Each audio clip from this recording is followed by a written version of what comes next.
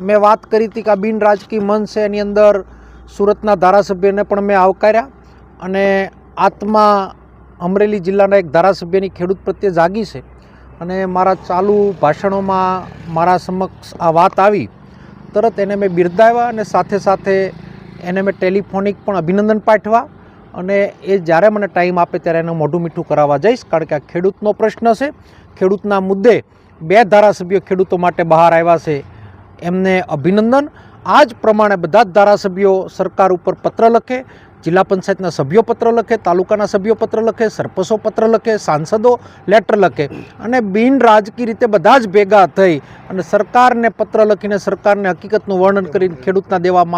નાબૂદ થાય એ અમારો મુખ્ય ધ્યેય છે. દેવા માફી થાય તો મુખ્યમંત્રીનું પણ અમરેલી ગઈકાલે મેં ભાષણમાં કીધું તો આજે પણ કહું છું કે દેવા નાબૂદી ગુજરાતના ખેડૂતોની જો મુખ્યમંત્રી કરશે તો મારા સ્વ ખર્ચે મારા પોતાની સંપત્તિ વાપરી અને મુખ્યમંત્રીનું ભવ્ય સન્માન કરીશ.